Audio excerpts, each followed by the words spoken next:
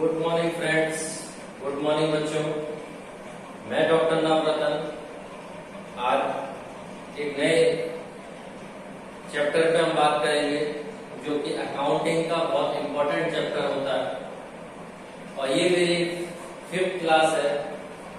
इसमें आज हम बहुत इंपॉर्टेंट चीज की बात करेंगे जहां से हम अपनी अकाउंटिंग को स्टार्ट करेंगे। चलिए, आज का टॉपिक है डबल एंट्री सिस्टम। देखिए, डबल एंट्री सिस्टम, इसको हिंदी में दोहरा लेखा प्रणाली भी कहते हैं। मैंने आपको इससे पहले जो मेरी अगर आपने क्लासेस देखी होंगी तो मैंने उसमें बुक कीपिंग के बारे में बताया था, उसके बाद मैंने अकाउंटिंग के बारे में बताया और आज हम इसके इम्प्लीमेंटेशन की बात करते हैं कि ये दोनों ही चीजें किस सिस्टम के थ्रू, किस प्रिंसिपल के थ्रू हम इसका इम्प्लीमेंट करेंगे, अकाउंट्स का इम्प्लीमेंट करेंगे अपने व्यापार के सभी लेनदेनों के लिए। तो आज हम बात करते हैं मेन टॉपिक पर, जो कि आज बहुत इंपॉर्टेंट टॉपिक है सभी बच्चों के लिए।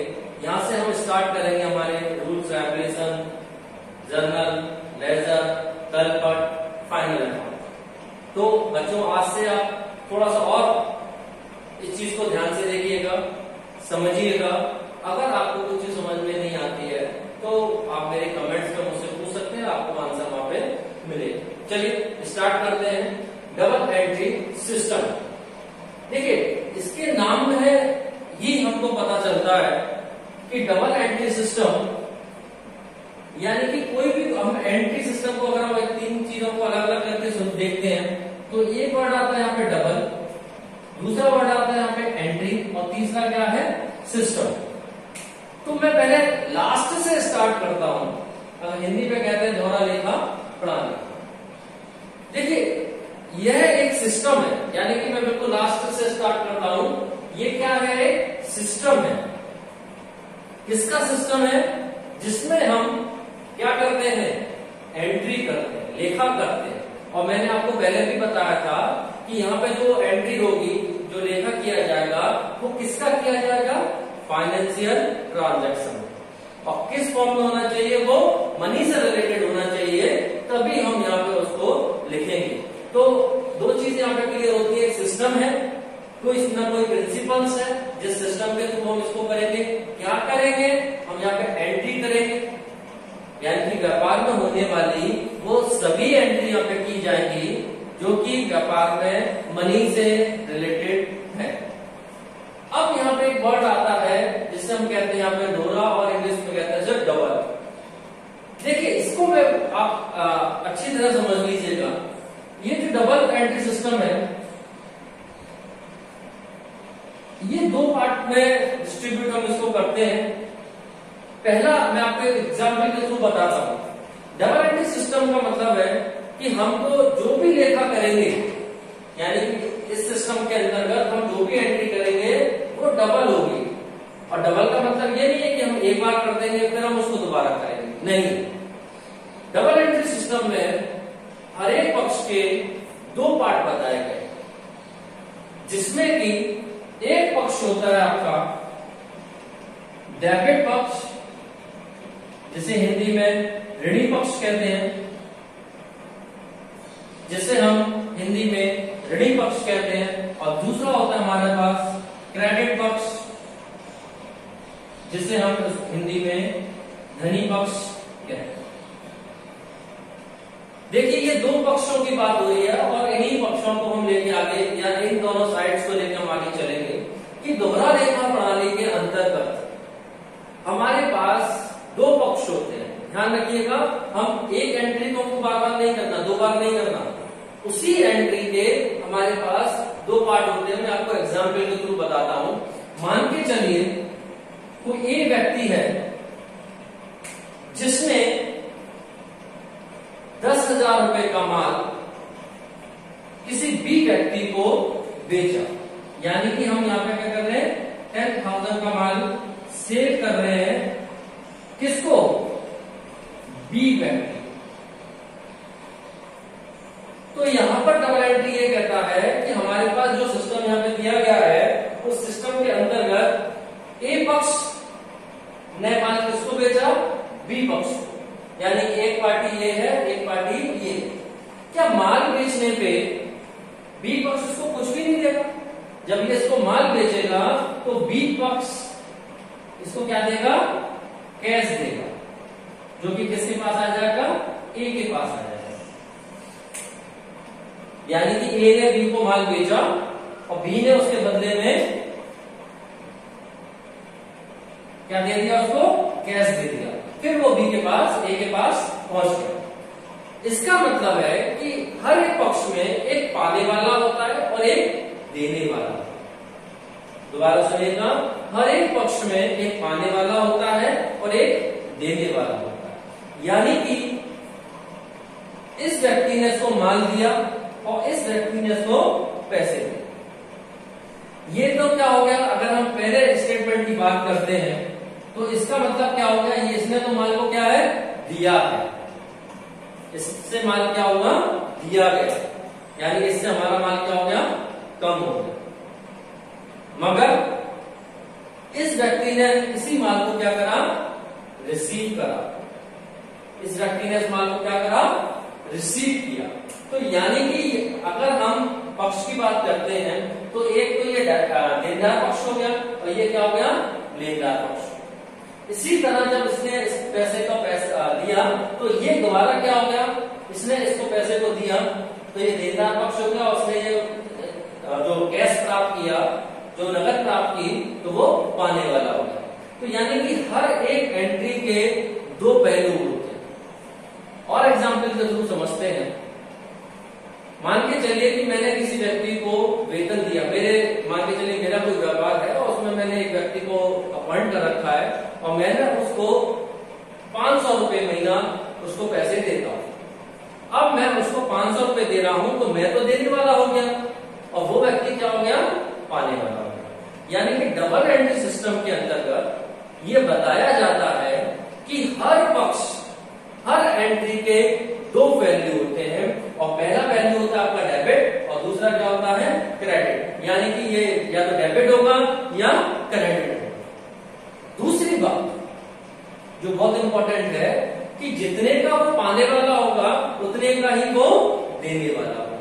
यानी कि अगर ए ने 10,000 रुपए का माल बी को बेचा है तो अब बी को कितना पेमेंट करना है?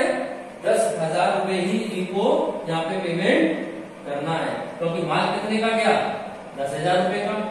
बी से इसको पैसे कितने प्राप्त होंगे? ए को 10,000 रुपए। यानी कि ये दोनों वैल्यू क्या होनी चाहिए? इक्वल होनी चाहिए। जितने का देने वाला उतने का लेने वाला। दूसरा मैंने आपको एग्जाम्पल बताया था कि मैंने अपनी फर्म में एक व्यक्ति को अपॉइंट कर रखा है जिसको मैं 500 रुपए प्रति माह देता हूं और मैं उसको 500 रुपए दे रहा हूं। तो अगर मैंने 500 रुपए दिए तो मैं उसको दिए तो 500 रुपए मैंने दिए और 500 रुपए प्राप्त करने वाला वो व्यक्ति हो गया। यानी कि डबल एंट्री सिस्टम में हम ये नहीं करेंगे कि उसकी ओवरलैपिंग करेंगे, हम उसके दोनों पक्ष की बात करेंगे। एक पक्ष से डेबिट होगा जिसमें एक पक्ष क्या होगा? क्रेडिट होगा। इसलिए हम इसको कहते हैं दोहरा लेखा प्रणाली, डबल एंट्री सिस्टम। इसी तरह अगर हम और एग्जाम्पल की बात करते जाएंगे, यानी कि आप अपने प्रैक्टिकल बिहेवियर में देखिएगा, हर एक चीजों के दो पक्ष हैं। व्यापारिक लेन देन में अगर मैं माल परचेज करूंगा तो भी दो पक्ष होंगे। एक माल को मैं खरीदने वाला होगा, दूसरा व्यक्ति मुझे देने वाला होगा। मैं माल को सेल आउट करूंगा, मैंने बैंक में पैसे जमा करे तो एक बैंक पक्ष हो जाएगा, एक मैं पक्ष हो जाऊंगा। यानी कि इसी तरह अगर हम देखें प्रैक्टिकली तो हर एक चीज के, हर एक ट्रांजैक्शन के दो पक्ष होते हैं। एक होता है आपका डेबिट और दूसरा क्या होता है? क्रेडिट। अब यहाँ पे कुछ नियम होते हैं वो अभी मैं अकाउंटिंग रूल आपको अभी थोड़ी देर में बताता हूँ। पहले आपको ये समझना पड़ेगा कि सिंपल सी बात में कि जो डेबिट है और जो क्रेडिट है, तो कोई भी चीज जो आ रही है, यानी कि कोई भी चीज जो आ रही है उसको हम क्या करते हैं? यहाँ पे डेबिट करते हैं। और कोई भी चीज यहाँ से जब जा रही है तो उसको हम क्या करते हैं? क्रेडिट करते हैं। इसके अकाउंटिंग रूल होते हैं, वो मैं आपको बताऊंगा क्लास में। मगर अभी आपको केवल इतना ही समझना है बच्चों कि जिसमें कि जो चीज आ रही है उसे हम डेबिट करेंगे और जो चीज हमारे से जा रही है उसे हम क्रेडिट करेंगे। तो इसकी एक डेफिनेशन के थ्रू हम इसको आगे और बात करते हैं, आपको और समझाते हैं और इसकी क्लियरिटी यहाँ पे लेके आते हैं।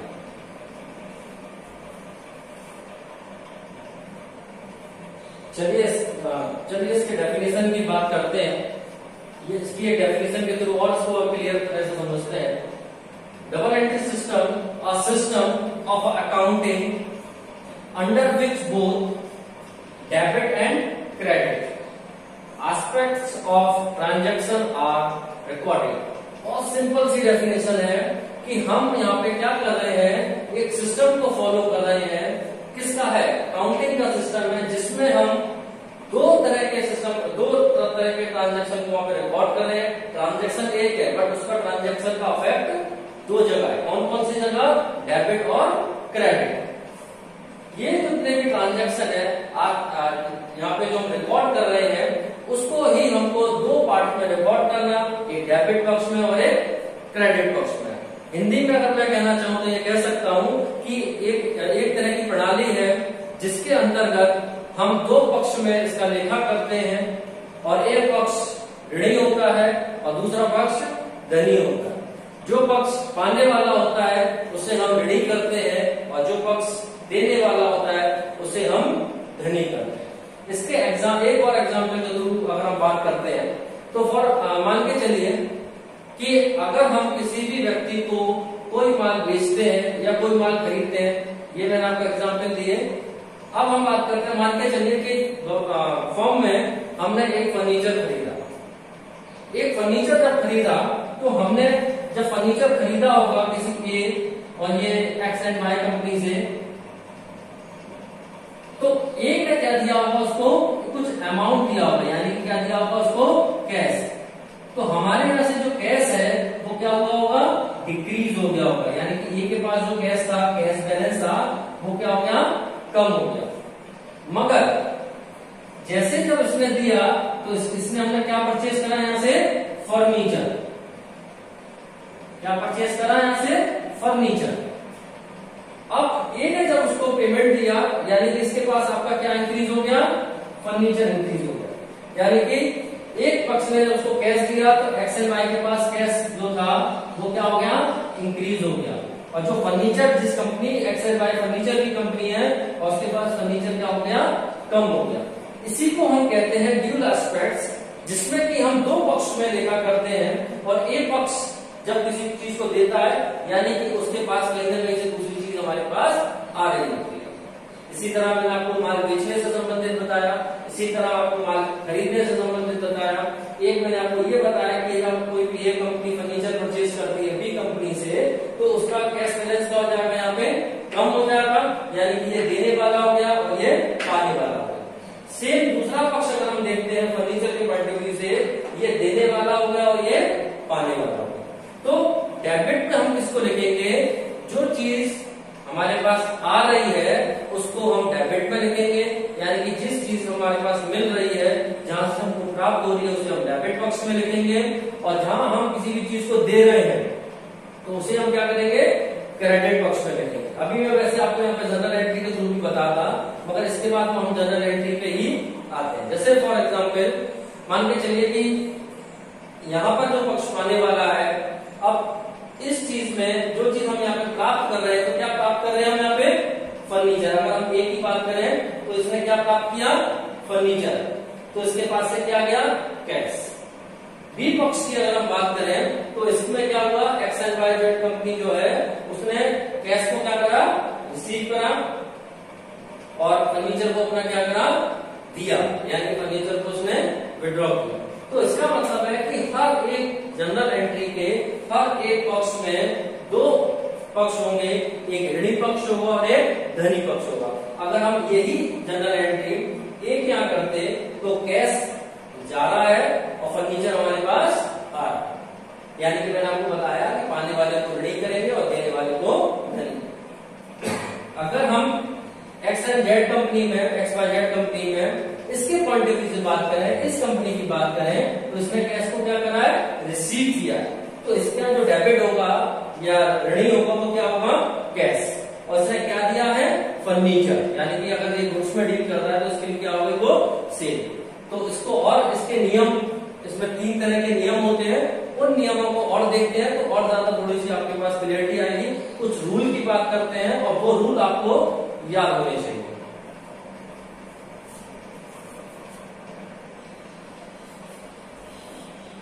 चलिए अब इनके रूल्स की बात कर लेते हैं हम लोग। देखिए यहाँ पे हमारे 3 तरह के अकाउंट्स होते हैं। पहला अकाउंट होता है पर्सनल, जो कि व्यक्तिगत अकाउंट होता है।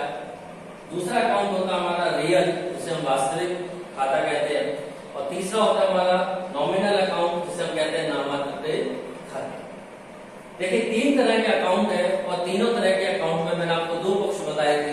एक डेबिट पक्ष होता है, एक आपका क्रेडिट पक्ष। इसमें हम जब बात करते हैं, तीनों के जो नियम है वो अलग अलग है। व्यक्तिगत खाता का जो नियम है, जिसमें हम डेबिट पक्ष की बात करते हैं और उसके क्रेडिट पक्ष की बात करते हैं, जिसमें डेबिट पक्ष में जो रूल होता है, in personal account debit is the receiver, यानी कि पाने वाले को यहां पर हमको क्या करना है, डेबिट करना है। डेबिट इज द रिसीवर, पाने वाले को हमको क्या करना है, ऋणी करना है। क्रेडिट इज अ गिवर, देने वाले को हमें धनी करना है। कोई भी चीज जा रही है उसे हमको धनी करना है, या किसी भी चीज किसी व्यक्ति को हम दे रहे हैं तो हमें क्या करना है, उसे धनी करना है। तो पर्सनल रूल का पहला रूल क्लियर होता है कि पर्सनल रूल में debit is the receiver and credit is the giver.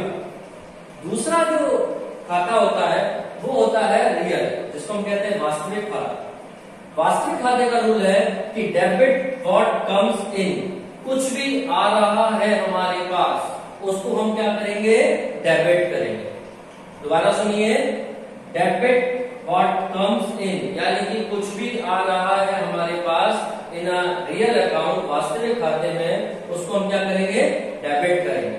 और कुछ भी जा रहा है, व्हाट गोज आउट, यानी कि फॉर्म से कुछ भी जा रहा है तो उसे हम क्या करेंगे, क्रेडिट करेंगे, धनी करेंगे। तो यानी कि कुछ भी चीज हमारे पास आ रही है उसको हम ऋणी करेंगे, हमारे यहां से जा रही है उसको धनी करेंगे। लास्ट अकाउंट होता है नॉमिनल अकाउंट। नॉमिनल अकाउंट को हिंदी में कहते हैं नाममात्र का खाता। नाममात्र खाते में आता है डेबिट पक्ष में all the expenses and losses are debited. जो भी खर्चे हो रहे हैं फॉर्म में, जो भी हानियां हो रही हैं फॉर्म में, उन सबको हम क्या करेंगे, डेबिट करेंगे। कहां पर, नाममात्र के खाते में, नॉमिनल अकाउंट में डेबिट करेंगे all the expenses and losses. जबकि in nominal account all income and gains are credit. कहीं से कुछ भी हम फॉर्म में आय प्राप्त हो रही है या फॉर्म को कुछ गेन हो रहा है, उसे हम क्या करेंगे, क्रेडिट करेंगे। तो ये हमारे 3 बेसिक अकाउंट होते हैं और ये हमारे एक रूल होते हैं जिसे हम गोल्डन रूल के नाम से भी जानते हैं। तो अगर हमको ये रूल क्लियर हो जाते हैं तो आगे आने वाली जो हम अकाउंटिंग जब हम परफॉर्म करेंगे तो हम उसको और बेहतर अच्छी तरीके से कर सकते हैं। जब तक हमको ये नियम नहीं पता होंगे, ये अकाउंट्स नहीं पता होंगे, तो हम उसको क्लासिफाई नहीं कर पाएंगे। आज के लिए बस इतना ही। नेक्स्ट क्लास में मैं दोबारा इसको बताऊंगा जो गोल्डन रूल की मैंने बात की थी, और इसको एलोबरेट करके थोड़ा और इसको बताया जाएगा, इसको डिफाइन किया जाएगा कि अलग अलग पर्सनल अकाउंट होता क्या है, रियल अकाउंट होता क्या है। तो नेक्स्ट क्लास में बात करते हैं, उसको आप जरूर देखिएगा। इसमें थोड़ा सा मैं फोकस और देना चाहता हूँ। आज के लिए बस इतना ही, इस क्लास में इतना ही। Thank you, have a nice day.